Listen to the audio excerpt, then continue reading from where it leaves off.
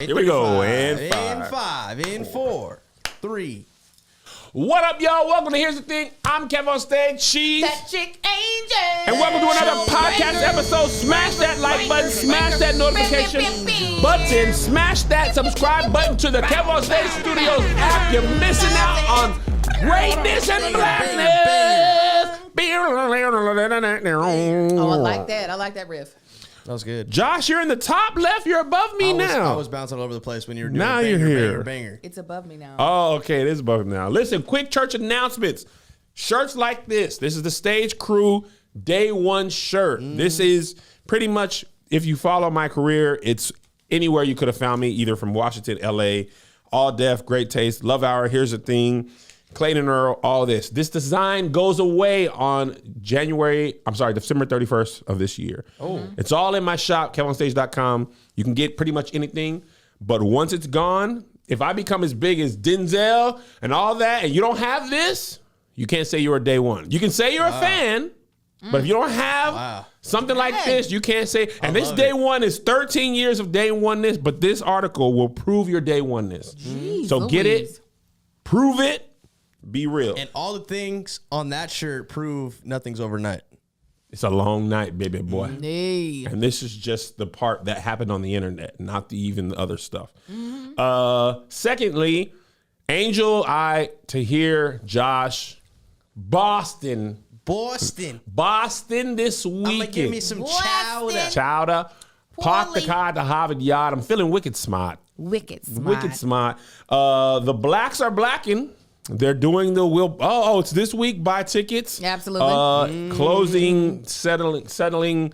We're within about 40 tickets. About 40 tickets on a couple of shows. Let me check real quick. Y'all, the show is really good. Oh, it's great. It's a good show, I would say. Saturday early, there's less than 40 tickets. Friday early, and this is yesterday's number. Right now, you're probably going to not be able to come to the Saturday early pretty soon. Plenty of tickets on the Friday late, which usually is the case. People ain't trying to go the second show after work. But anyway, get those tickets now. And anything you have, Angel? No, it's a great show. Make sure you come out. Great show. Angel got new material. Very funny. Tahir has new material. Very funny. KevOnStage has new material. Very funny. Very funny. Very funny. Very funny. All right. First things first. Logan Paul versus Floyd Mayweather. What was that? That was Floyd Mayweather being a genius. I mean, the amount of money that man made. Floyd Mayweather made $30 million just on ad space from his trunks. Wow. Not the take home, not the purse, not the merch. Just from Fashion Nova, 30 million OnlyFans, $30 million on the trunks. Here's how you appreciate this fight for his butt. For his butt coverage. Booty. $30 million. Cheeks. Here's how you understand why this is smart for Floyd Mayweather. And I get it. A lot of people are upset because they're expecting Floyd Mayweather to knock out Logan Paul. That was me. And I'm going to tell you why he's not going to do that. Wasn't. There's a clip in here, Josh. Put it in here. Put it in here. Logan Paul was hurt. Floyd Mayweather did what he does. He's a counter puncher. He doesn't have a lot of power anymore. He didn't have a lot of power for a long time. He's 44. I'm a Floyd Mayweather fan from back when he was Floyd Money Mayweather. The interesting thing about this fight, and then I'll get back to my point. Floyd, when he was pretty boy Floyd Mayweather, he did not sell fights like this because nobody cared. When he switched over to Floyd Money Mayweather and he took on this villain role, that's when he started getting paid because people want to see you lose. Right. This is the only fight in probably the last 15, maybe even 20 years, at least 15, where people wanted to see Floyd win. Yes. That's how much people hate Logan Paul. Floyd always makes so much money because people want to see him lose. Right. This is the first time in a long time people other than me and my family who are big Floyd fans of his boxing career, not his humanity. But anyway, on that video that Josh showed, Floyd leans back like he always does, counter punches, check hook, same way he knocked out Ricky Hatton. He hits Logan Paul in the ear, which you often get disoriented. Right. Logan Paul falls all over him. Floyd holds him up so that he can continue to fight him. Why? Because if he knocks out Logan Paul, he doesn't get to fight Jake Paul. and make this money all over again. Floyd is a marketer. He's not going to lose a chance. If he knocks out Logan Paul and seriously hurts him, Jake Paul fights off. Jake Paul's not fighting nobody real yet. You don't think that the cockiness of the other brother? No, listen. Them people who are handling Jake Paul are riding a cash cow. That's why they will not. There's plenty of real boxers. I'm not talking about top of the people. I'm talking about people who have lost 35 fights would really hurt Jake Paul. I'm talking about people like Floyd, who Floyd and them been boxing professionally since they were like 16. Canelo would hurt. Well, it would like for real. He would really like permanently damage them boys. Like after the fight, we were asking Floyd, what does he think about Logan Paul? He was like, I'm old. And he small. kept saying it. He was like, I'm 44. So this was fun. And tiny. If Logan fought somebody who was in his weight class, that's heavyweight, light heavyweight. Yeah, he wouldn't. Then people will kill that man. They've only been fighting for like 4 years, maybe. Josh, these people who are boxers, this is in their blood. No, I definitely don't think that Logan they're both Logan. They're both Paul. They're both Paul. Yeah, the white boys. I definitely don't think that like professional boxing, like going at it with folk that have have a name for boxing in their weight class is something that they will ever be able to accomplish. But I still feel as though there is something about the cockiness of a man that even if who was the one that was fighting? Which one of the white Paul. children? Even if Logan The white kids would have met that Matt, his brother would have still been like, I will avenge. Oh, absolutely. Absolutely. Absolutely. And I think Floyd might really want to hurt Jake Paul. But people are like, why ain't Floyd in there? Floyd, his whole philosophy, and I get it. This is why people are frustrated. Floyd is a technically sound boxer. The whole point of boxing is hit and don't get hit. Right. He doesn't knock people out usually. He ain't knock people out crazy. He avoids punches. He makes you miss. And then he hits you just enough that it's obvious. When he punches you, it's always obvious that he got a good hit off. And it's never as obvious that you punch him really hard. The last time I saw Floyd get hurt for real was when Shane Mosley had him struggling. I'm talking about baby deer on ice in a like Floyd was holding on for dear life, and Shane Mosley tried to punch him. He tried to knock him out in that round, and he gassed himself out. And then Floyd does what he do. He picked him apart. Conor McGregor, that was like I think the ref stopped it, and Ricky Hatton, it was a check hook, and he went to the turnbuckle, and Victor Ortiz dropped his hands. But Floyd he's not Wilder. He's a defensive person. He's this all the time. So Logan Paul looked like a big hunking idiot when he's like, I hit punch me strong right, boy. You know, but if you're not a boxing fan, Floyd's not your favorite fighter because he's not a knockout specialist. If you want to just see somebody get beat up, then you watch Wilder. You know, he's just I punch you down, ground. Yeah, but we knew that they weren't going to get in the ring with somebody like that. No, they're not dumb. And here's the frustrating thing for the other fighters. So UFC, I believe it was Usman, who just won. Logan Paul, at minimum, I believe, is reported he made $20 million. Yes. For 8 rounds of 3 minutes. And I can, let me tell you, that's kind of deserving in a way because I don't know how. I mean, he made it because Floyd, I feel like, took it easy on him. But take some balls to be like. Absolutely. Yes. Because you saw Chad Johnson, who's another athlete. Another athlete got into there with another fighter, and Chad didn't get knocked out. And mad respect for him to fighting a bare knuckle boxer. Yeah. And just like, I box now. But he got knocked down. And then he was like, yeah, you know what? Good punch. He went from, I didn't even know who he was once he started. I was like, who is this 80-year-old man? That is how he fell into senior citizenship. He did. I was like, who is that? And then when they stood him back up, because I only saw the highlights of that fight, I was like, that's Chad Ochocinco? He was looking, he got hit so hard, he tried to find the ground before he fell. He's like, ooh, I need this. He was Nueve Cinco by the time he aged. I was like, what? Just Nueve happened. Cinco? Yes. He thought he was playing football. Like, good hit, bro. No. He gonna punch you again. Don't It's do not that. over. He's like, no, it is. Do this. He will punch you again. This ain't no high five. There was a very short point in time in my life in college where I thought about doing boxing. Really? I'm dead serious. There was a guy who was. Angel had hands for real. No, I didn't. But I was just like, I did. It wasn't that I was like, oh, I'm a good fighter. It wasn't like I was fighting in life. But I was like, all this body's got to be good for something. Like, I have never been a petite woman.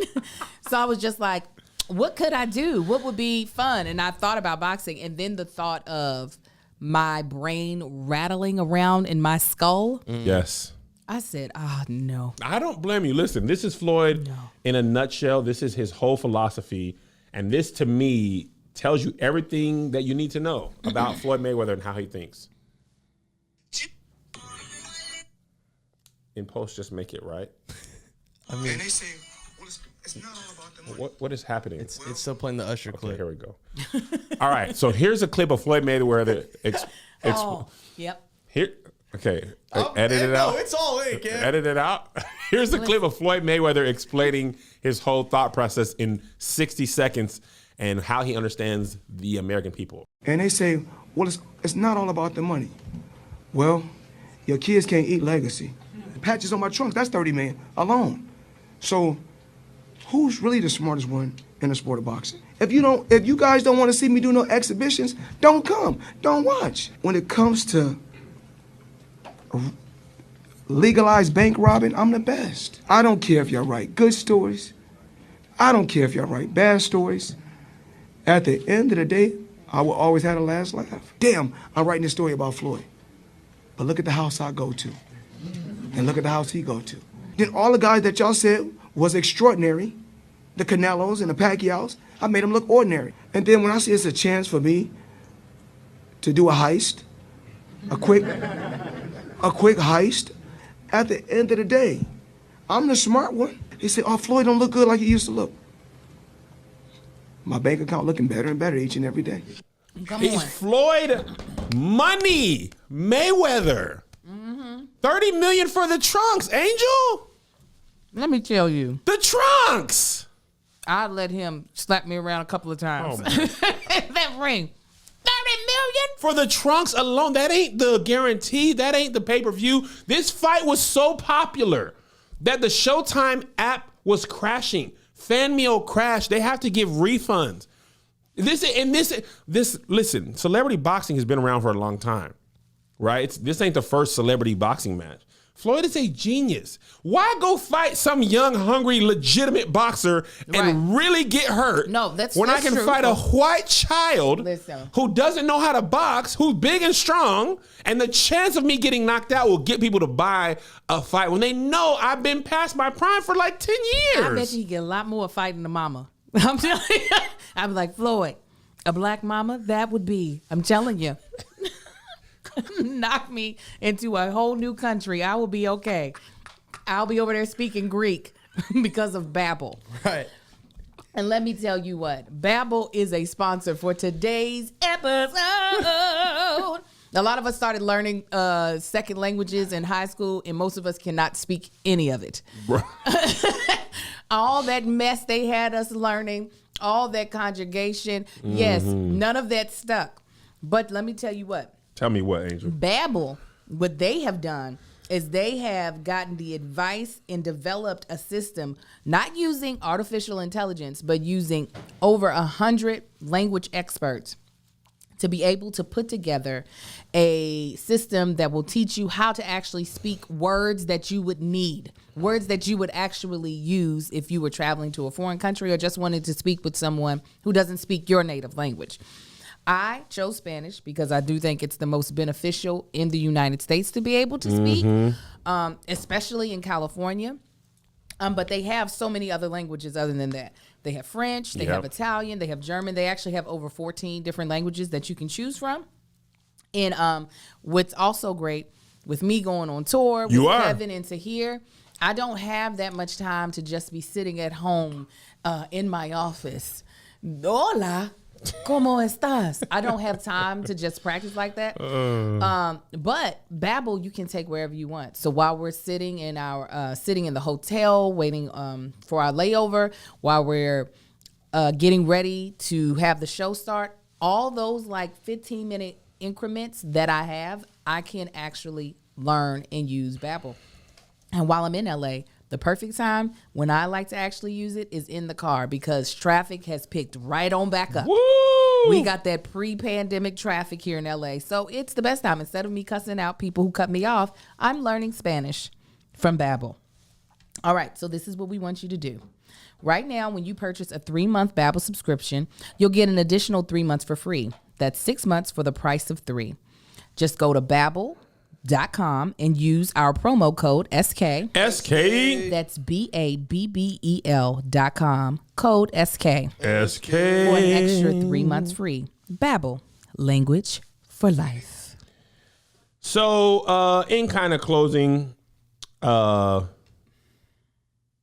it sucks to be a real fighter who can't fight Floyd. That's who I feel the most frustrated for. Absolutely. Because you're like, Floyd knows better than to fight somebody young and hungry. He probably wouldn't even fight Canelo again right now because Canelo looks like a freaking monster now. Ever since he lost to Floyd, he has looked ridiculous. And Canelo is great. Floyd caught him at the right time, and he just looks hard to hit. Now, Canelo been punching people very hard. Very, very He hard. been punching, and I love me a good Mexican boxer. After black boxers, the Mexican boxers, you hit them in the face with the doggone sledgehammer, they still keep coming forward. You have to almost kill them. Yes. So that's like Logan wouldn't be able to hurt Canelo with all his might. Right. But Canelo would kill him with a body punch. And Floyd's a genius because it's the spectacle. Oh, people are like, are you dumb? You paid for that? You watch though. You watch. You don't have to pay. You don't have to pay for the pay-per-view for him to get his money. That's why the trunks get paid because they include the people who are bootlegging it in the cost of the trunk stuff. Yeah. So you watched. It's not, people are like, well, you pay, y'all dumb. You all watch. We either watched live on a link or we checked it out on the internet after. You did not know what happened. Right. You were fully invested just in a different way. I actually feel bad for the black boys and gals that shouldn't be boxing like Logan that will never get this opportunity. Oh, yeah. There's a certain amount of Wahiteness privilege. Oh, not a certain, it's all. I can't think of any black YouTuber who would get that fight. You? No. Come on, Kev. Get it. I couldn't. There's a certain amount of, I could talk all the trash in the world. People wouldn't want to see me fight Floyd. I don't know. Nah, man. First of all, he might drop me. He might be like, nah, for black people, I got for the culture, I got to go ahead and drop Kev. No, if he didn't drop that white dude, he would not drop you. I am not that white dude. I'm also 38. And he probably couldn't hold me up. That boy was 190. That big Kev sitting on 255. And all that laying on him. And also that whole flight, Logan was like, let's do this. Let's hug each other. Let's be friends. Nah, he don't want to see big Kev. That's 255 coming long and slow. That whole thing Logan Paul did the first round, I would have been like, times. Are we done? Are we done? Can I have a snack? I'm so hungry. I did some boxing for a little bit right around the corner from here. You talk about sheer exhaustion. I trained for a while. Why were you training? Because why not? Why you just said mouthpiece, headgear? My trainer, well, actually, it was my trainer. He's a boxer, so he just trained instead of doing regular. He trained me in boxing. And I remember it was when we were buying our first house. I could not sign the paperwork because my wrists were shaking. I was having to try to use both hands to sign. Because just holding your hands up for that long, and you be super tense when somebody's trying to punch you. It also people don't get to make contact that often. People air punch. That's fun. But when you actually are transferring the energy and the power from your body onto something else, it comes back. I was training with this dude, and he used boxing a lot. And we was really boxing. And he punched me in the mouth. And I'm like, I want to lose weight. I shouldn't be getting popped in the mouth. My lip was bleeding. Sir, why are you hitting me? Why are we even doing this? Why? But I caught him a couple of times. I posted a video. This is years ago on one of my many starts and stops of losing weights. But I for sure posted me. I caught him a couple of times. Bop, bop. He was like, good punch. And I was like, Now, why are we doing this? I came here for jumping jacks and stuff. Want to get trimmed. I just want to lose weight. Like, I get this part of it, but why am I guarding myself for real? Yeah. I got to go to work later. I used to have to go to All Def after he punched me. Why are we doing this? Speaking about punching, DC Young Fly last weekend in I believe Oakland, Tommy T's. A fan came up on the stage. He didn't sound like no fan the way he came up here. You're right. A person came up on the stage, and apparently, let me just let DC tell it because he knocked him out. But he like rushed him though. He rushed him. Let me let DC tell him. DC is hilarious telling this story. Oh, this is a longer video than I realized. But you got to hear it. What's going on, man? It's your boy DC Young Blizzard. You dig what I'm saying? I know everybody been trying to figure out, boy, what the hell happened, boy? You crazy, boy? What's going on, boy? What's happening? I appreciate everybody checking in on your boy. Call me, make sure I was straight. You dig what I'm saying? All right, let me go ahead and get this out of the way. Now, first off, I didn't roast Buddy. I didn't roast his table. I don't know where he was sitting at. I didn't even know Buddy was at my show. I said nothing. You dig what I'm saying? Nothing. I'm mid in my session. I'm going crazy. Friday night, the second show was turned up. And first of all, nobody had their phones out, so they are tuned in to the show. Like, when you at a comedy club, you're not supposed to have your phone out anyway. You're supposed to be engaged with the act. So I'm going crazy. I got the crowd going crazy. So I'm in the mid of my joke. And if anybody know me in my set, I'm at the church talking about my brother. So now you know it's good. I'm in it. I'm mid joke. Walk up on stage. So you know I'm like, all right. Walk up on stage. I'm just thinking he a crazy fan or something. You know what I mean? I'm gonna get a hug. I embrace this dude. You feel what I'm saying? Get on stage. He like, what's up? And I'm like, oh, bro, you tripping. So I kind of like bad up on me a little bit. You feel me? Like, you tripping. Hit my hand, bro. When he hit my hand, he was like, get off me. What's up? Before you know it, grrr. That's hilarious. Grrr. Feet on stage, head on floor. and by the time they got it, woke his up and sent nobody his way. I told everybody to sit down. I got to finish the show. Listen, the only thing worse than rushing the stage to attack someone is then waking up. Right. Unsuccessful on the interwebs. You got knocked out by a comedian who he ain't even professing to be about violence. No, he goes not at on all. in the video to be like, bro, if you don't like me or don't want to have good energy, don't come to the show. Mm-hmm. Right? So now you're embarrassed. Right. Because you got knocked out by a comedian at a comedy show. Why are you even doing this? It is embarrassing. Nobody. Y'all remember when COVID knocked out DL on stage? Nobody wants to be laid out on the floor at a comedy show, regardless of what the reason is. And the dude sound like he's probably an angry drunk. You know how some people, they just get into a very antagonizing place with liquor. But I mean, DC handle what? I thought about Brennan. I get a little dancer when I'm drunk.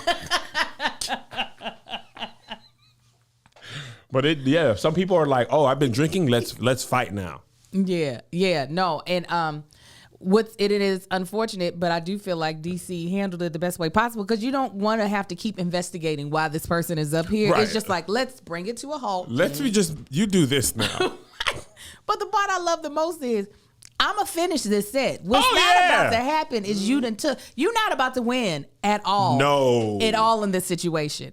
But also, that's what I don't like. The last time I had did a show in Lexington, there were people who I don't like when people want to continue to try to have a conversation with the comic on stage, because it's just like, was that this weekend or the last time? Because nobody really did that with Oh, this they weekend. absolutely did. Angel, you weren't in there. You weren't. They absolutely. These girls in the corner. Oh my God. Disruptive. But I mean, tell your story, then I'll tell you mine. See, now I'm glad I know that, That's because your I started making announcements before I would bring up the main act, and I would be like, people pay to see him, not to hear you. The worst drunk is, I said this to a girl in Lexington, because she talking to me like it's me and you. I can't stand it. Girl, I'm at work. I can't. These other 200 people is not trying to hear your thoughts on this. They did not pay and drive to hear Yeah, you. she You are not a guessing part the of the show. punchline of jokes and stuff. Oh, Hush. I don't like it. Hush. So eventually I'm just like, man. I definitely must have And stepped everybody out. was looking like, bruh. And I don't want to throw people out of my show, but I'm going to tell y'all now, single me out, Josh. Single. I've already decided. If the one, you know how Jesus would leave the 99 for the one?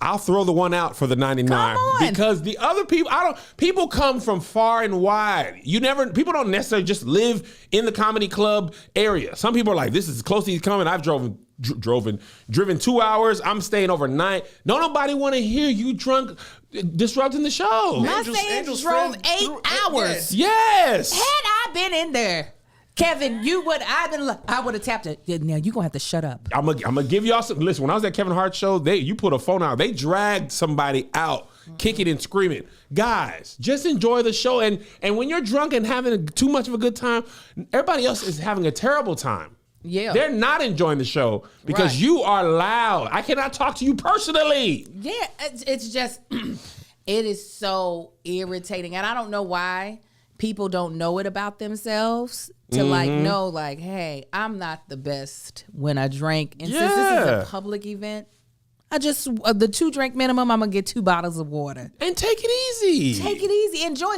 Because I'm like, is it even enjoyable for them? Like, I wonder what that girl thought when she woke up, or some people are just unaware. Yes. They're just jerks and they don't even realize it. But I'm glad I'm mad actually that I didn't know that happened, because I would have nipped that. And here's the thing that sucks.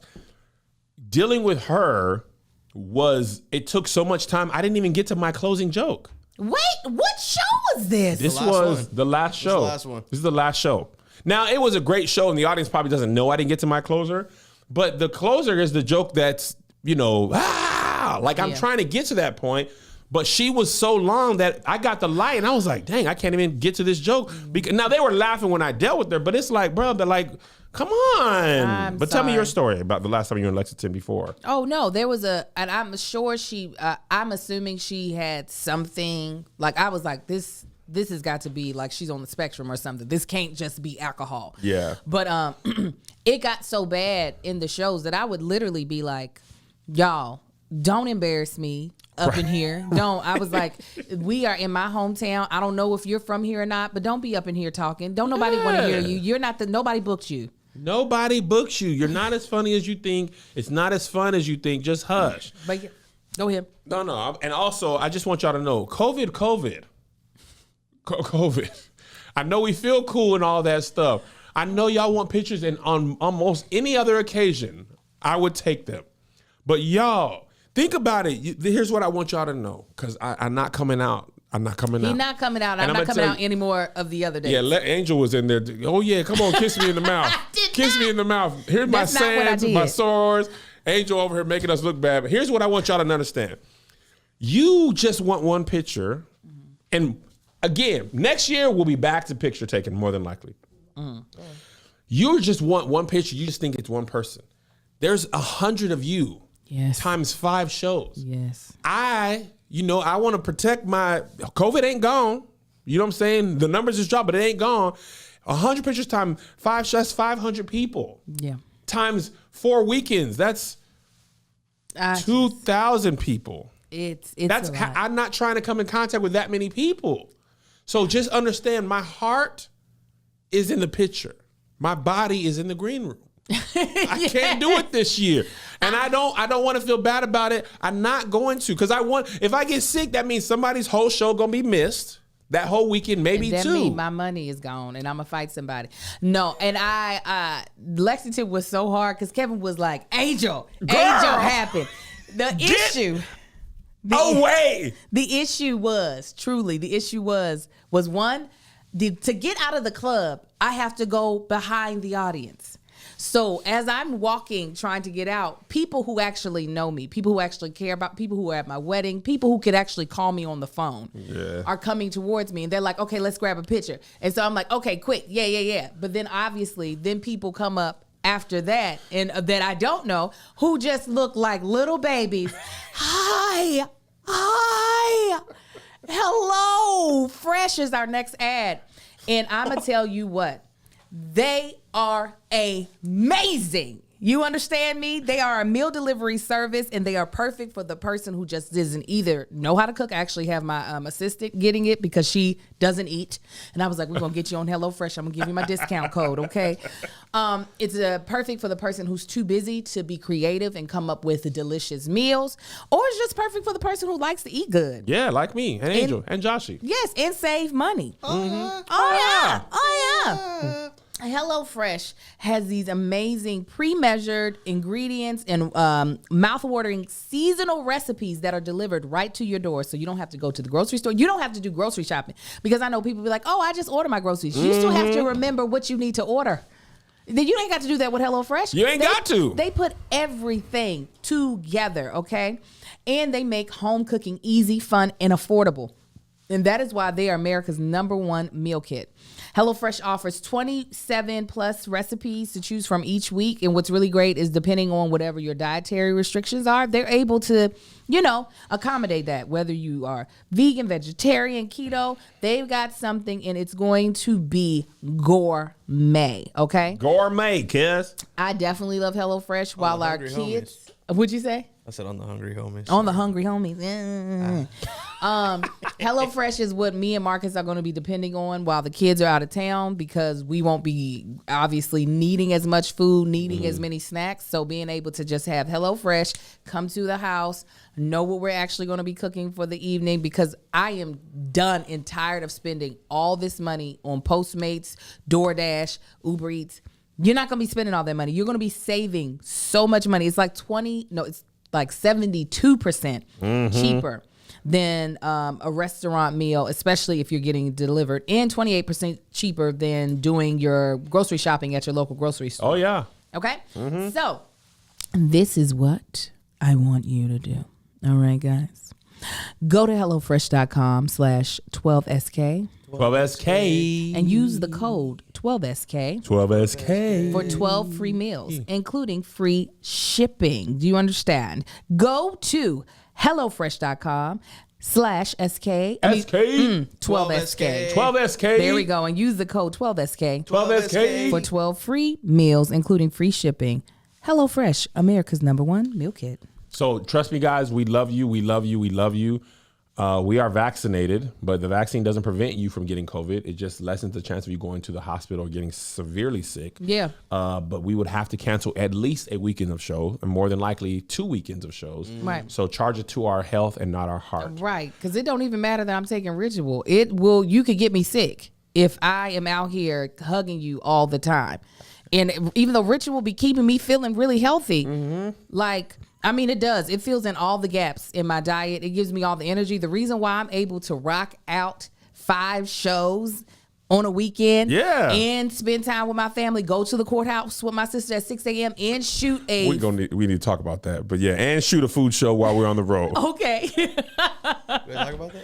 I don't know. No, I just meant to tell you about yourself. Oh, God, Jesus. I don't know what myself did.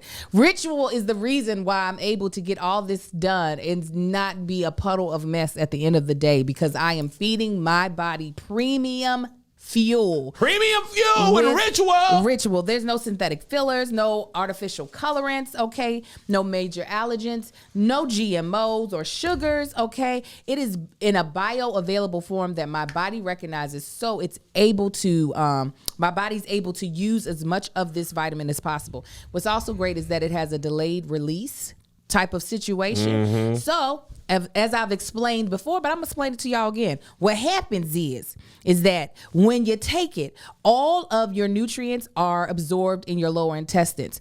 With the delayed release, the body is able to break it down in the stomach lining, but then the vitamins actually make it to your lower intestines. These other cheap vitamins, they break up completely in your stomach, and you do not absorb anything. Yeah, that's right. Very small portion. So Ritual makes it so that you're getting the most out of your vitamin every day. And you just take 2 pills daily. Also, you know, me and Kevin are different. We ain't the same. Little Josh, he's only 18. He's a little wavy very baby. different than us. He's on Okay. un bebé. He's a baby. So Ritual knows that. They know that our bodies need different things. So they have some for women, men, and teens like Joshua. So Ritual makes healthy habits easy, and your multivitamins will be delivered to your door every month with free shipping. And you can always start, snooze, or cancel your subscription at any time. And if you don't love Ritual within your first month, they'll refund your first order. So get key nutrients without the BS. Ritual is offering our listeners 10% off during your first 3 months. Visit ritual.com/crew to start your ritual today. Again, visit ritual.com/crew. That is KREW to start your ritual today. By the way, before we move off of this DC Young Fly thing, let me tell you this. I will hit you with the microphone stand. Huh?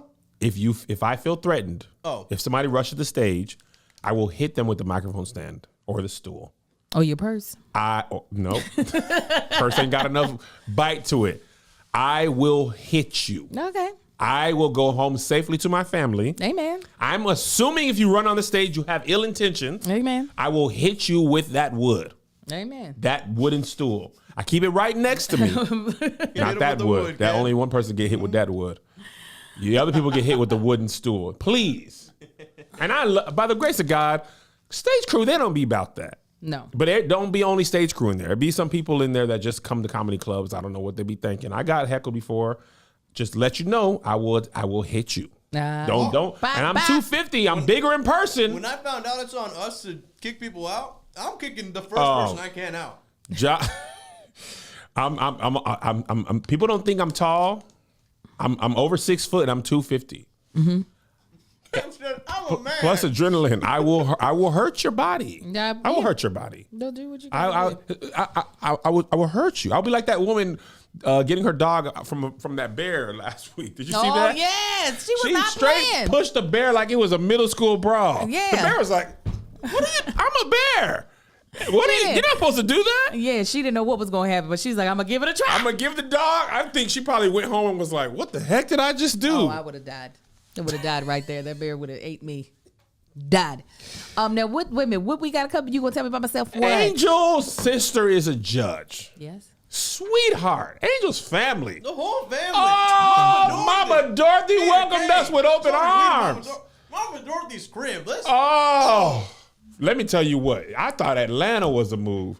Lexington, it's Atlanta, but 3 times the land. Yeah. And less than a tenth of the people. Oh yeah. Now my hideaway is in She Lexington. lives on a golf course. Mama Dorothy lived on a golf course. My kids was in there getting big musty in her backyard, Oh yeah. running they were having around. a good time. Kids She were getting cooked. poison ivy. It was great. Black eyes, blood. We were climbing yeah. trees. When Isaiah came outside and said, "Oh yeah, oh yeah," I was like, "Oh yeah, is that right?" Joe was throwing sticks.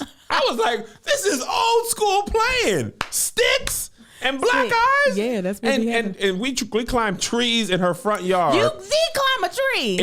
First of all, the reason I stopped because I when I went to move up, because I used to climb trees like that. I used to flip upside down. We used to be up there. All kind of tree was in my eyes and nose. In your nose, and yeah. I was like temporarily like, oh snap, I got all this tree. I had this tree in my eye for It like was hanging off a that day and a nose half. like a sloth. Bless your heart. Josh, I used to do that, and then I would pull myself up. It was a great time. But anyway, The pulling up didn't. Angel's sister is a judge. Okay? Angel went to her job Oh yeah. during her job and got in was it the witness stand?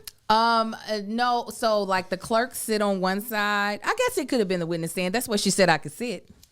Angel was in there taking selfies during real He court. was like, guilty. Oh, I vlogged. It's gonna be in the vlog.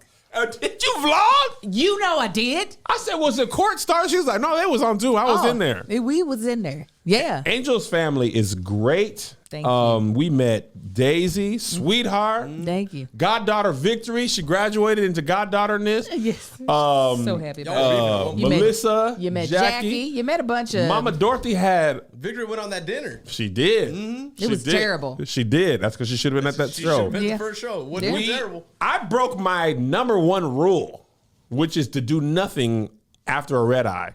Yeah. I woke up early. We went down to Saul's Good Pizza. We ate. We had Kentucky Mules. We laughed. We drank. We had cat. It was great. They did. I threw my husband a surprise retirement.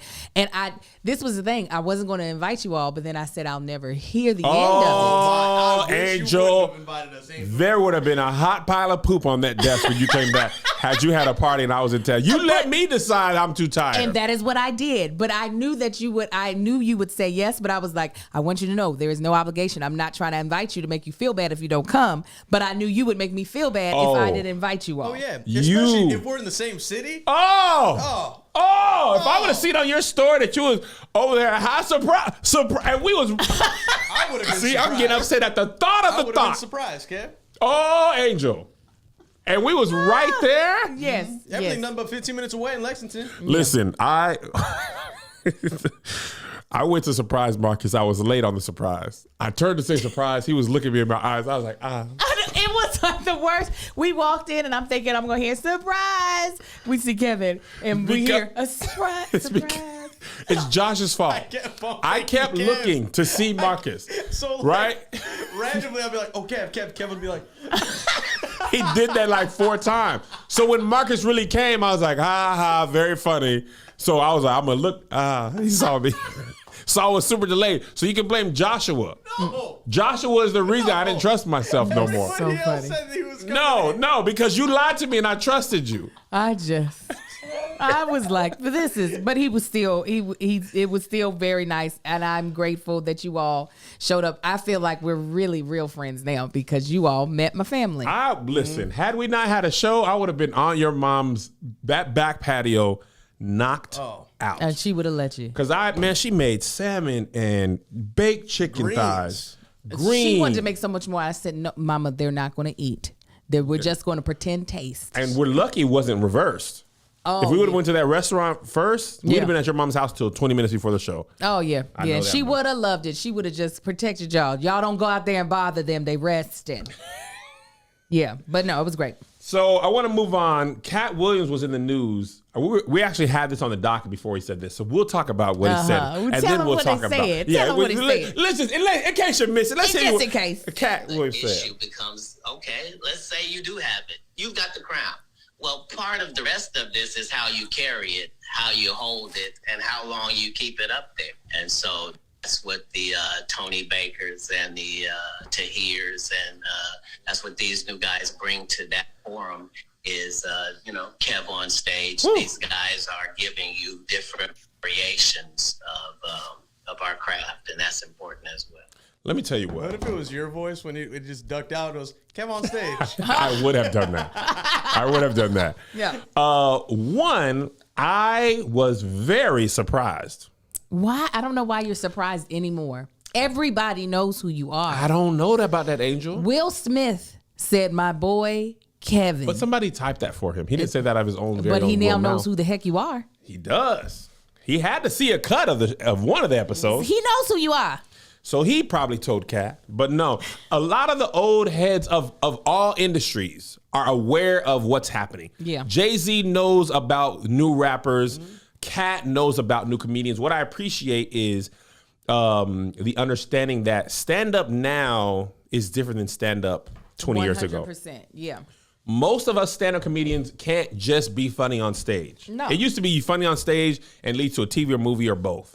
And that was most of and then you usually come back on the road after that. That was usually the life of a comedian. Yeah. Now we are podcasters, especially us. We're actors in our own app. We do content. We create content on social media to be enjoyed, reels, all type of stuff. And then we also still do the craft. So I feel like you just have to do more now to gain an audience, right? Yeah. Back then, man, Jerry Seinfeld, funny, Tonight Show.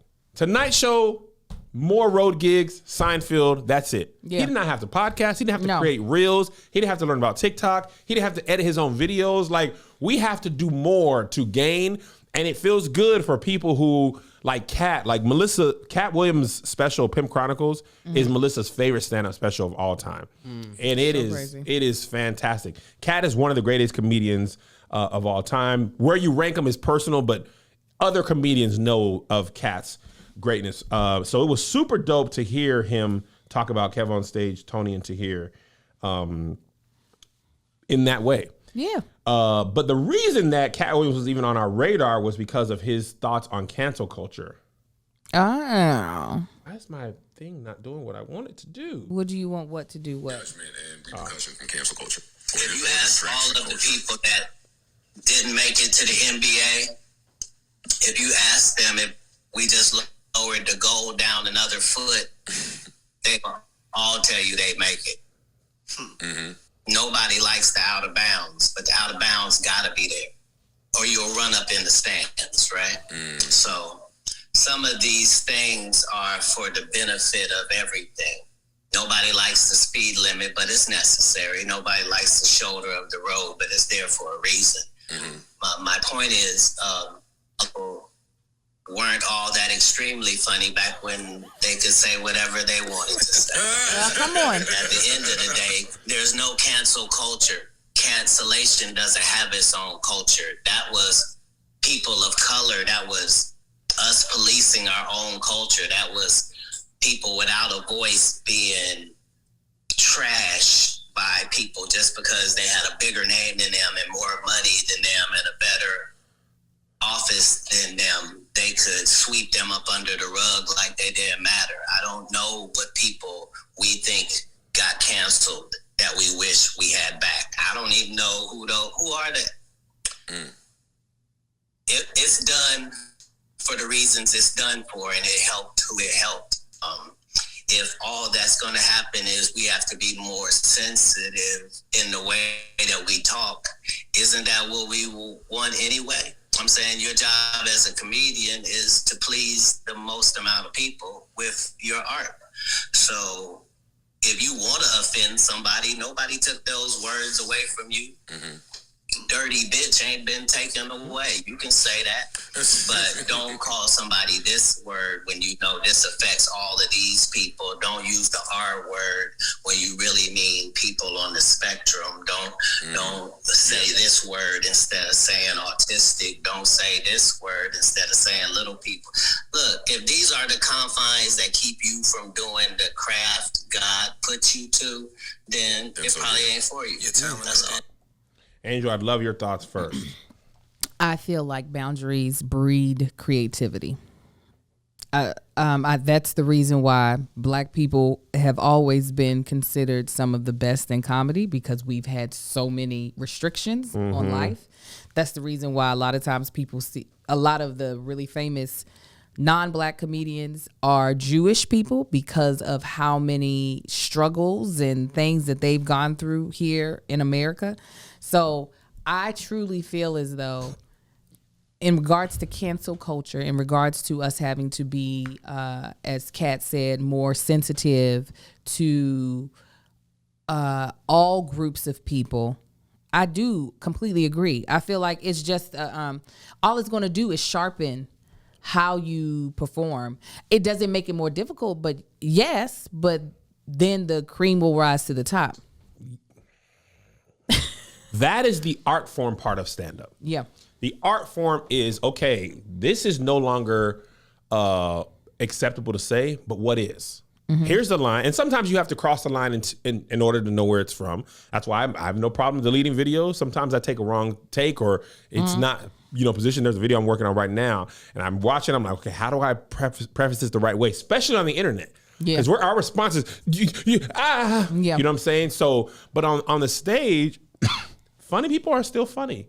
Yeah. The lines there, it has to be maneuvered across. I think we have a plethora of material to choose from. Yeah. You just have to be clever in how you say what you say. Yes. You can't just go out like a lot of times. Listen, one of the things that I realized I learned because I don't cuss on stage is sometimes just having a cuss word makes something funny that really probably wasn't that funny. 100% correct. Just the right placed F word is funny. Yeah. Right? When you don't have that in your arsenal, you got to find out another way to get that same sort of laugh without, I don't want to say a crutch, but without using that tool. Because sometimes it's fun. Like some of Bernie Mac stuff, I'm not saying it's funny because he was cussing. It was just that was good, clean cussing. It was funny. It's funny to me, Kevin. But when you don't have that, you better be more clever. Now, when you can't just go out and say this person is that person is this, then you have to learn to be more clever. And people who are good at comedy will find a way. Listen, you remember I told you before you even got to see my set of a topic matter that I wanted to bring up, and you were like, I do it in my set, so if you go back, you can kind of remember. You were like, "Oh, you're being really bold," but it was so fun trying to write that joke because I knew one wrong step would have that joke be so offensive and not absolutely. So it was good for me, at least a brain exercise, to be like, now how can I say this so that people know I'm not making fun of a group of people, but this is a reflection on myself. And a lot of people don't want to have to do that work. They don't want to have to. That's the hard work of comedy. There's so much hard work that we don't want to do. I mean, that's why we use ShipStation to not have to do the hard work of getting merchandise that's being sold on different websites out and fulfilled to our customers. You guys, this episode of Here's the Thing is sponsored by ShipStation. And we've talked about how we are in a very busy time right now, and being productive is of the essence. We don't have any room for error when it comes to being efficient, effective, and productive. That is why ShipStation is so imperative for that to be something that we use in our businesses.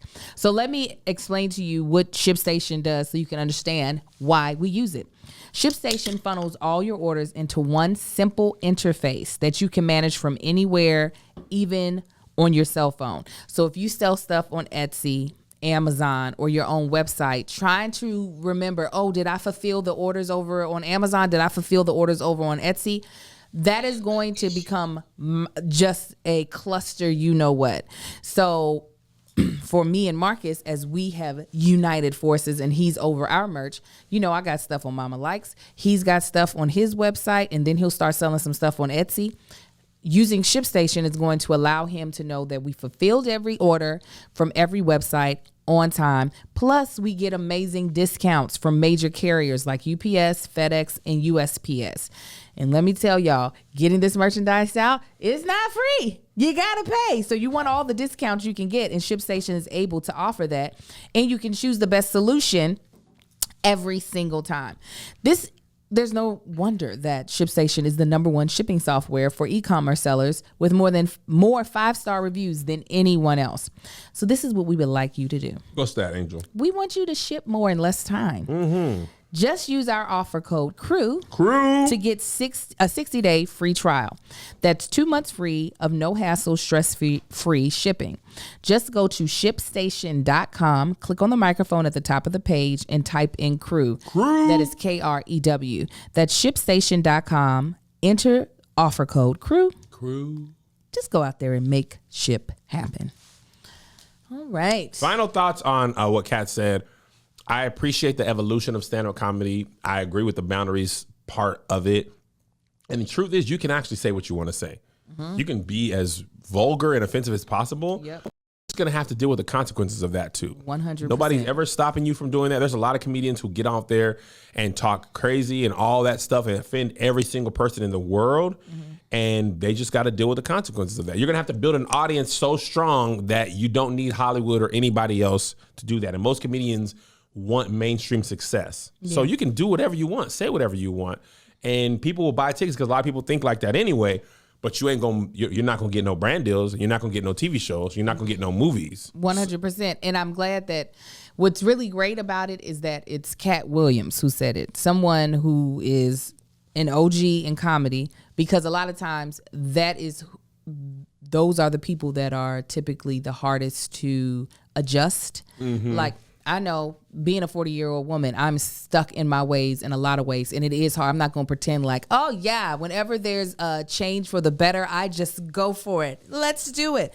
I can be resistant to certain changes as well. So the fact that he is someone, it's easy for someone who's starting out in comedy in their 20s to be like, of course you don't say a bunch of offensive stuff, of course, because you never had a time in comedy where you were allowed to say, like when you look at Eddie Murphy's comedy, which is, I think it's Raw, I was like, oh my, I watched it like 2 years ago again, and I was like, this is so offensive. Listen, Bernie Mac's joke on Keep Your Distance, Kings of Kings Comedy. of Comedy?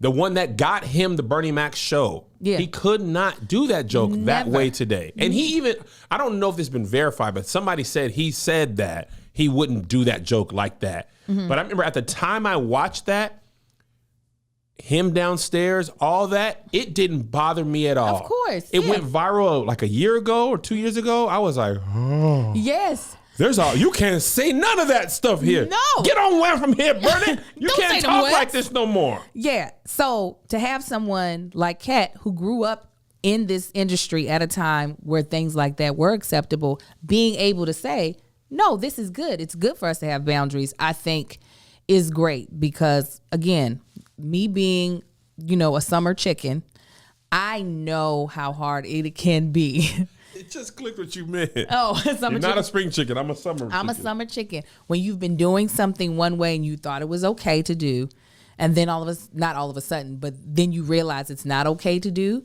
trying to turn the car around kind of to go in a better direction can sometimes be difficult. So I am glad that he is not a part of, it's just too difficult. Now I can't be funny. Oh, now what happened to freedom of speech? What happened to this? And that he's like, no, this protects people. Like, also, just a reminder again, people, freedom of speech means the government can't throw you in jail.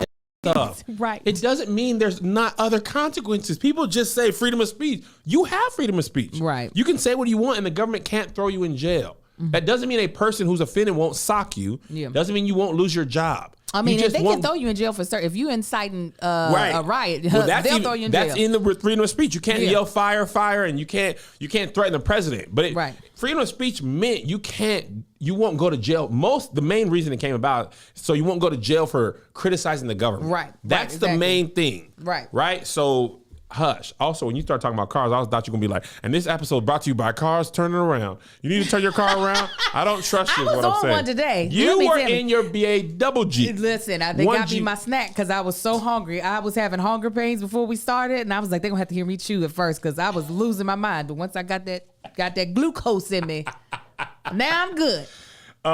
Real quick, did you finish High on the Hog? Yeah. Okay. Before we talk about that, I want to shout out Issa Rae real quick. And then we'll finish with High on the Hog. Issa Rae, I seen this headline on the Hollywood Reporter. Issa Rae joins Spider-Man Into the Spiderverse sequel. That's here. That's Miles Morales. Great. That probably, no lie, is my favorite Spider-Man movie. It's because it is the best one. Into the Spider-Verse, I was like, my kids loved it. Yes. It was... The animation alone was so new and dope, but the storyline, Miles Morales, I loved it. Doc Ock, Catherine Hahn was Doc Ock. Loved it. And Tom Holland, after that's probably my favorite live action Spider-Man and his movies, because he's the most like Spider-Man that I grew up on. You talking about the young boy who's doing him now? The most recent, he's great. He's great. Andrew Garfield, he was too hush. Toby, I was about to say Toby Maguire. Toby Maguire. Spider-Man 3, this alone. The point down the street and it wasn't his fault. It wasn't his fault. They told him to do it. But yeah. But I hate it. Tom Holland. But Tom Holland's my boy. He's great. But Miles Morales is that's my favorite Spider-Man movie. The reason Issa doing this is so impactful, she started out right on the YouTube. She did. And in 5 years, or 6 years, I think Insecure is going to a 5th season, but I think they took a season off or something. I mean, you talking about just for Insecure? I was about to say, what about? I'm talking about the last 5 or 6 years. Yeah. She has went from Awkward Black Girl to Insecure to Hooray Productions to leading in movies to starting. She has like 5 or 6 shows on HBO Max. She basically is HBO Max right now. And then she still got time to be Spider Girl. Yeah. Black girl. Spider. Yeah. In the universe. In the universe. She can do no. She put so many people on. Executive produced Black Lady Sketch Show, which was my first real TV credit. Lends her her power to that. She's always in an episode or two. This is what happens when you let black people rock. Black women rock, specifically. Issa is officially a titan. She's officially a titan in this industry. And I don't know if she's doing it fearlessly, but it looks like it from my vantage point. That she is just, and it's so funny because I think people forget, like she had a deal with ABC at first. And then that didn't happen. Way back with Shonda Rhimes. Yeah, with Shonda Rhimes. And that didn't happen. And then the HBO happened. And it's just, and then even like how Awkward Black Girl started to how it ended, I don't know if people just realize like how much, I don't know what the word is. It's not just gumption and stick-to-itiveness, but like she is just out here murdering it. Like she will forever now, she has cemented herself in the game, not just as a black, not just in black culture, but she has to be recognized all across the board. Everybody gonna see that movie. There are white people not pulling off what she's pulling off. There are white men. Absolutely. And more power to her. I love it. I can't wait. Apparently she grew up loving Spider-Man. So her friends, she posted some stuff where her friends were following her. My only problem with Issa, and I gotta critique her. I do have to do this, and I usually don't critique black women. But I do have one problem with her, and I really haven't spoken about this publicly, but I have to say it. Tell him. She won't invite me to the parties. Do you not have her number? I do, but I don't play that card. I don't hit her. This is the thing. When you can be direct with a person. They keep happening. I think it's time. They keep happening. Yacht parties in Malibu and Diddy's there. Yvonne, Lil Rel. I don't see myself. Yvonne's friend of the pod. She is. And I get it, Yvonne. Listen, my invitation ain't yours. Right. My problem not with Yvonne Orgy. Do not go through Yvonne. You have to go direct. Hello, Miss Issa, Miss. My goal is career-wise. We must have, maybe it's because we ain't worked together cast-wise. No, just call her and ask her. Can't. Why can't you? I'm not gonna call her and be like, "Why didn't you invite me to the last that's not party?" how you. That's not. What no, do that's I do? Passive aggressive. You say exactly what you're wanting. I want to go and laugh at your house of the party place. Yeah. I want to be on the yacht going, hey. Say, But Issa. home by 8 because sleep. Issa, I know we're not that close. However, How can we get closer? no, because that's not really what you want. You just want to go to the party. Okay. Issa, I know we're not that close, but if you ever have an extra spot or two, it has to be 2 because my wife is not going to Melissa's not going to let you go by yourself. If you ever have an extra 2 spots to your party, I would love to come. I love parties. And I am a good party person. Good I cause party no person. problems. Cause no problem. I bring stuff. I can chip in. Yeah. Good vibes. Nobody's ever been like, Kev's at the party. The vibes are less and now. the thing is, all she can say is yes or no. Well, if she says no, then you can stop wanting it because it's not going to happen. at least there'll be some closure. Yes. Case closed. You're not invited. My thing is, my plan. I like your plan. Won't do it though. I'm gonna take that into account when I do what I want to do. I'm gonna put this clip up. It just keep DMing to her. Yes. Don't you do it, Josh. Yes. Don't you clip split and split. Then yes, don't you pull it out and post it. Post. I will now be such a titan in the industry that it's like, dang, it'll be a slight. Wow, Kev wasn't there. This is crazy. Gossip blogs must be. That's happening. She respects you, and I know she does. You know that I talk to her on DMs. I congratulate her all the time. Yes. I want her to know she is like, it's so dope, man. To really like, I remember when I heard about Awkward Black Girl, my homeboy was like, and this is the best word of mouth. I was at my homeboy Lil's house back when I worked at Boeing. He was like, "Yo, have you heard this Awkward Black Girl web series?" It was so good. And I was like, "Nah, what is it?" And we sat there and watched the first episode, and I was like, "Oh." It was so good. It was so good, and she kept that. Insecure is a different show, but it has the heart of Awkward Black Girl. Yes, absolutely. Right? But it explores so much more than Awkward Black Girl could as a web series. Of course. But I watched her go from there to Pharrell to Tracy Edmonds to, she was in the Happy music video with Pharrell. I mean, Pharrell's YouTube channel, I Am Other, which was season 2 of The Choir was on there. And then Insecure. And once she got to HBO, it's game over. The show was such a success. Such a success. They did such a good job in casting. Such a good job telling a story that had not been told in a long time, which is what is it like being in your late 20s trying to figure out life? And that's and I love it because it's just black. It ain't trauma. It ain't overly nothing. It is just regular black. I've seen myself in some of them stories. I definitely don't see myself at all, and that's not the life I lived at that age, but I know it's the life that other people around me were living. And I love being able to peep into other people's life. Oh, yeah. My boy from All Deaf, he was like, this is my life at this moment. Yes, that's what I felt like. I was already married at this age, getting ready to buy a house. So I said, this is not the life that I lived, but I still enjoy watching what so many other people are more than likely going through. So, and y'all stage crew, do not go invite me on y'all behalf. Y'all know y'all be getting excited. Don't do that. Y'all no, that's embarrassing. Y'all ruin the whole thing. Don't campaign for me. Y'all don't. I'm just playing. I'm not clipping it. It's not. I'm just playing. All right, just playing. No, I am going to send her the clip. I'm just playing. Okay, you all don't. Clip it then for you. All right. As we, I wanted to talk about this Netflix show, High on the Hog. It's a limited series. Let me tell you what. Oh, man. If you have not watched it. It's so good. Fam, I thought, we're shooting a food show, so I've been watching more food content than I usually would. Uh-huh. This is not that. No. This is first of all, Netflix was big flexing on me. I was like, dang, y'all went to Benin? I was like, every shot looks like this? Y'all gonna just go, y'all big droning. I said the fact that he's using a butter knife every shot, this is a different quality. Every single time he ate, he had a butter knife. I said, we ain't had a butter knife not at one restaurant. We've been eating with our hands. We're eating with our hands. So the premise of the show, if you haven't watched it, me, Angel, I don't know if you watched it, Josh. I watched the first episode when I got home Sunday. Okay.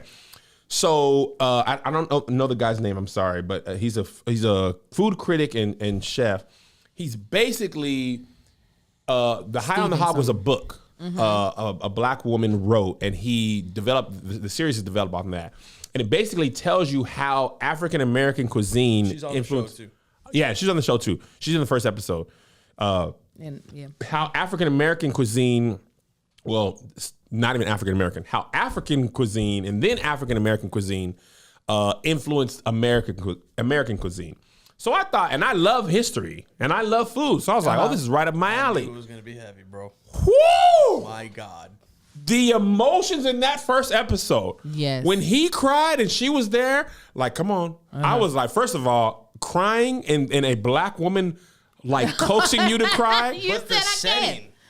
Oh, I was already there before he got there. Me too. I was like in my living room, like, ooh, it was more real than in some ways it was more real than even a movie had been. Yeah. Well, Walking down that path that took 4 days and then like being in the mind of an enslaved person who is like not knowing what's happening, and a crazy part that really hurt me. He was talking to one of the black kind of elders in the village, and he was like, we played our own part in slavery. Yeah, you have to.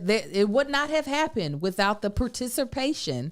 That acknowledgement, though. Yeah. It like that. Yeah. But I feel like you kind of feel like everybody was stolen. But it wasn't everybody. No. People were sold. People were sold from off. And that hurt, it stung. It's just the thought of, and I ain't gonna talk about it too much because it does make me emotional. The thought that people never got to go back home.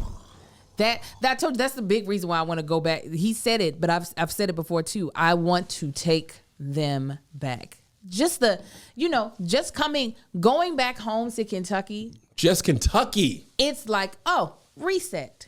Go back to LA. The fact that like they really never saw what they knew, what they had grown accustomed to ever again. it's just like it breaks my heart. Angel, I was like, oh, I am overcome with emotions. I'm sad boy sad. Sad boy sad. But it's not, it doesn't stay there. No. It's a story of you know, the sadness that starts there and the trauma there, but it's mostly the resilience and the adaptiveness of Black people. And it's probably the most particular point is the debate between, or the confusion between yams and sweet potatoes. Yes. And they go to a market and she picks up a yam, right? Which she says looks like an elephant foot, and it really does. It does. It is very clearly and very obviously not a sweet potato. No, not at all. Not at all. I mean, you would never confuse them. So she explains that when, you know, enslaved Africans were brought to the United States or the New World for them, they didn't have yams. Right. Yams were not native at that time. And the closest thing was the sweet potato. Yeah. So they basically flipped the sweet potato and cooked it and ate it like yams. And then they called it yams. Yeah. And that's why Black people be like, we have candied yams. Right. Well, really, come on, it's so sad but so happy. You're connecting back to your roots. Yeah. Of the yam that you can't because you don't have that. Because you don't have but it. you want that, and then the same thing happens with the pig. Like, we created all the, you know, hog mog and chitlins and pig's feet. It wasn't out of desire to eat the worst parts of the pig. It was about, that's what you got. Yeah, that's all they gave you was the undesirable. The undesirable. And Black people, if we don't do nothing else, we gonna make it do what it do. This all we got. Okay, we gonna flip that, and now you like, oh, hold up, now that way, now the chitlins is. Black people have been making the struggle look lit for a very long time, and and that's why people keep jacking our swagger, because we have been having to like make things work, make things do what it does. Something that I thought was actually interesting, it's a little off topic, is that he was like, we did not consume hog every day. This was like he was like, it was a seasonal thing to get us through the winter. And I was like, wow. Because I know a lot of people, there is a two rules of thumb when it comes to soul food. There are those of us who still really love it because it is so much a part of our tradition. And there are people who are backing away from it because it does a lot of harm to the body. Yeah. But to know that, like, even when it was something that, you know, we were just trying to make do with what we were doing, we still were doing the healthier things as possible. We weren't like, let's just eat pork every day and have our cholesterol up. You know what I'm saying? Like, we were still doing the things that would make us have the survival of the fittest. You know what I'm saying? Absolutely, 1000%. I thought that was really crazy. Not crazy, but interesting. The part where they talked about George Washington's chef and Thomas Jefferson's chefs being the first celebrity chefs. Come on. Hercules. And I'm just like, Black folks, we gon' listen. Oh, sorry. Let me tell y'all, we gon' do it better. Yeah. Thomas Jefferson took his chef to France to train under French people.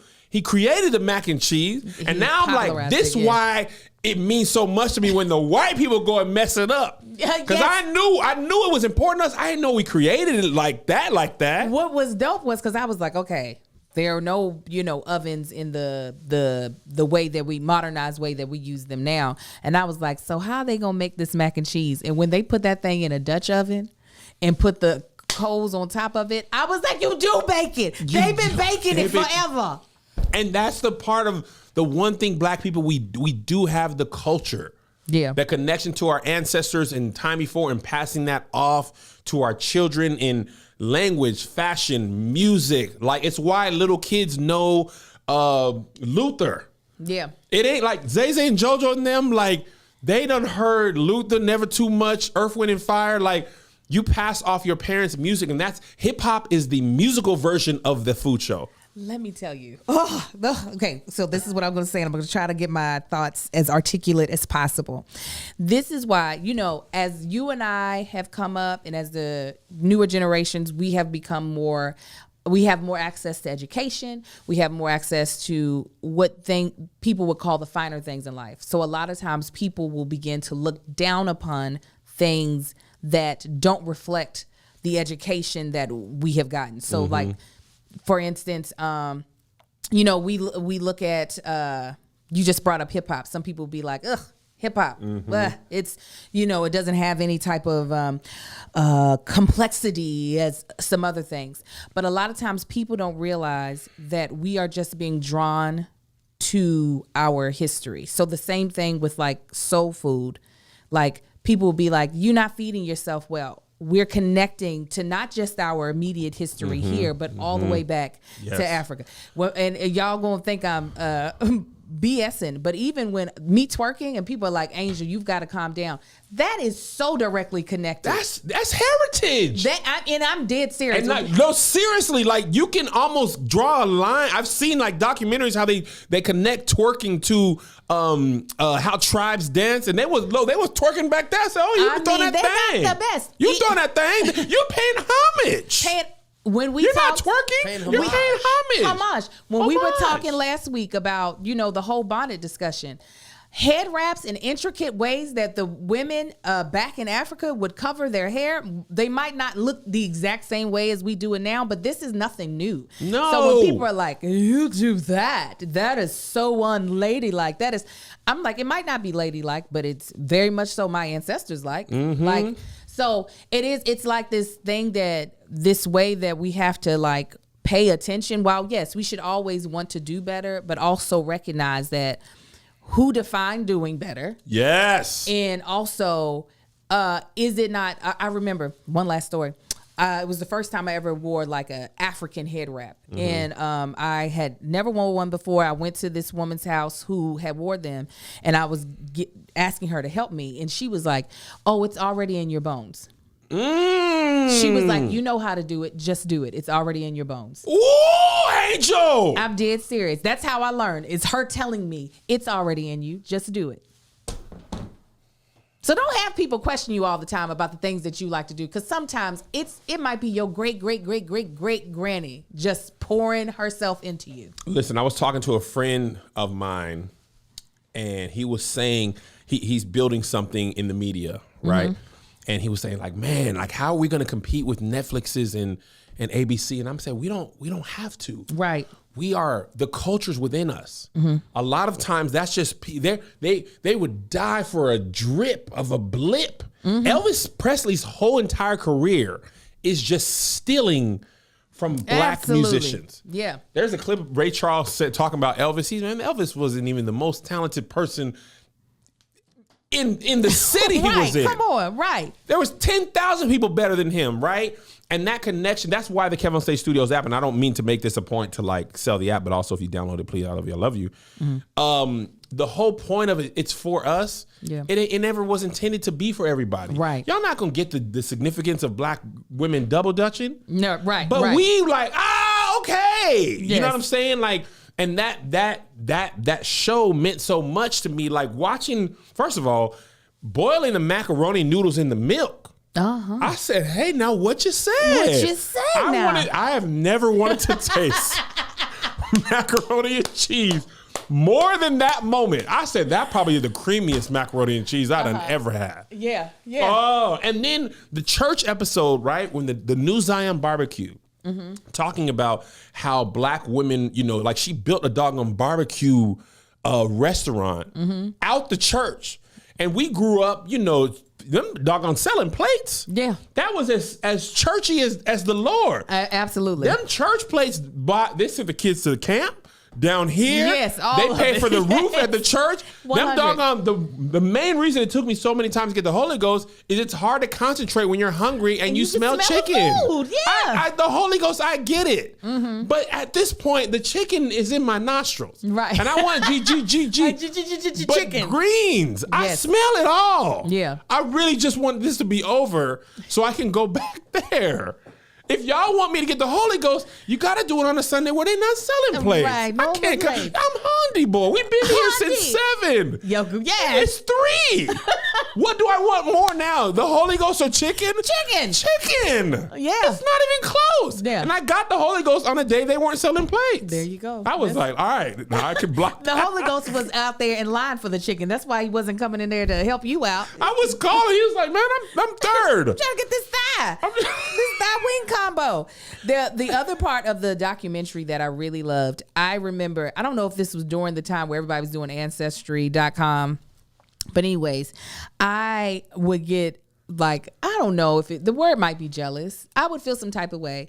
You know, when people would find out they were connected to something, they'd be like, oh yeah, my people are from the Caribbean. And so they have all this strong culture connected to it. Yeah. Where African American culture, it is a lot of people attach themselves to it that might not be directly descendants of African American culture. And I would get so frustrated and I'd be like, I mean, all I got is that my people are from the Carolinas. Right. And I remember somebody then saying, oh, she was like, she was like the Gullah people. She was like, look up the Gullah people. She was like, Gullah Island. Listen, and I was like, those are real people that wasn't just a kid show. Had no idea until that woman told me. So to be able to see this whole section on the Gullah people, because I want to, when she said that, I was like, I want to write a story about the Gullah people. Well, not a story. I want to write a film about the Gullah people, and seeing it and seeing like how magical my direct ancestors were and what they were able to accomplish. The fact that they had a place where they would be able to be away. Because that was the Gullah people. They were able to be away on an island, separated, apart from. I was like, because sometimes you do want, when all you have is people pointing to slavery as your ancestry, it can wear on your soul a little bit. Absolutely. You just like, can I have something magical other than being sold off or stolen, connected to me, other than we got through the struggle? Like, I want something more directly connected to me than having to go all the way to Africa to find a piece of me that feels royal, and then to know about the Gullah people, and then them bringing it up. It was just like, this is, and to know that that's where, that's Charleston, where they came in. Mm-hmm. Where's Gullah? Where's the Gullah Island compared to? I think it was all in South Carolina, if I'm not mistaken. They were all kind of through there. Charleston was like redeveloped for rice paddies and stuff like that. Right. That was huge. a part of in Benin. They had went into that part where the slave catchers and traders were just like, man, forget it. Remember the part where they had to only use boats? Yeah. That's where the part they were just like, man, y'all just stay over there and live. Yeah. And it didn't even cross my mind that rice was the first like thing. And it was even the cow. It was like cowboy. Black people were the first cowboys, and it came from houseboy, field boy, and you help the cows. You were a cowboy. I was like, no. When the man said you could still see the scars from where they had to move so much land to make rice an actual like crop, I was just like, God. And the doggone black people only ones that knew how to do it. How many times has it been only the doggone black mammies was raising white kids? Yeah. Because how many times is black people the only one that know how to do it? Well, and in the white, and that's why this is why black people like, why y'all get so mad when people steal your dances? The history of African American culture is white people steal it, do a less good version of it, and make 100 times the money. That's why that Addison Rae girl going on Jimmy Fallon doing the TikTok dances. It's not just her. I'm not even saying she knows what they do, because TikTok culture is stealing a remix culture. Oh yeah, like, you saw that thing that boy did. Bruh, I was the like, whole app is still remixed. Yeah, but that the black kids who set it up and do it, they don't never get to go on Jimmy Fallon. No, Fortnite made billions off of those doggone emotes. All they did is take black dances, rename them, and then sell them. White kids are doing them, and everybody's doing them. Right. And the kids who create it never get to profit. That's why we be so protective of our culture, because America doesn't let us monetize it. Right. But when you take it and whitewash it, like when Hot Girl Summer came out, Megan Thee Stallion was saying all that, Every makeup brand, because Melissa buy a lot of makeup through our shared accounts. So when she was buying it, the makeup brands, they throw you on the email list. Yes. Every white brand, hot girl summer, hotties, come over to white makeup and buy white stuff. We don't even know what hot girl summer means, but we know the black people are saying it. Yeah, no, it's something you said. The black women were raising the white kids. That's why our kids are so well behaved. Because we knew you couldn't get away with that stuff. The whole thing about black people is we can't get it. We live in the same country, but we don't live in the same world. Listen, nobody will tell you that my kids are nothing but well behaved. Even the landlord. I mean, he got his tendencies, but he is well behaved. Absolutely. That is something. So when we stop raising their kids, look what happened. Look what be done happened. Anyway, this was great. You should definitely check it out. It is worth. I wanted to watch 8 million episodes more. It was great. And the thing that's also frustrating, I'm going to let it go after this. America, white people in power tried to erase black. The fact that there was no picture of those two chefs, those recipes are not connected to them at all. Not at all. There's no proof of that. Like, that's what we say. We say we built this country. What we brought to the table is ingrained in the fabric of the DNA of America. Even from the food, all of it. The food, music, like country music, blues music, gospel. It's all the income. We made this country wealthy. We just didn't get to participate. Yeah. And now there's a switch in black people. We're not looking for white approval. Right. None of that stuff. Like J. Cole is like, I'm not even submitting for the Grammys. Y'all can have that. The KevOnStage app, I decided like it's for black people anyway. This part, I can't legally put that anywhere on the app. That one says Day Ones. It says Day Ones? Oh, yes, good. I Okay. was like, I don't. It's the KevOnStage Studios one. I was like, Day One. Sorry, the Day Ones part. No, you ain't got to show. The Day Ones thing is this part with Day Ones. You only get that if you're on Patreon or if you see it at the show. This is like these one that say Day One. That is you really. You pulled up.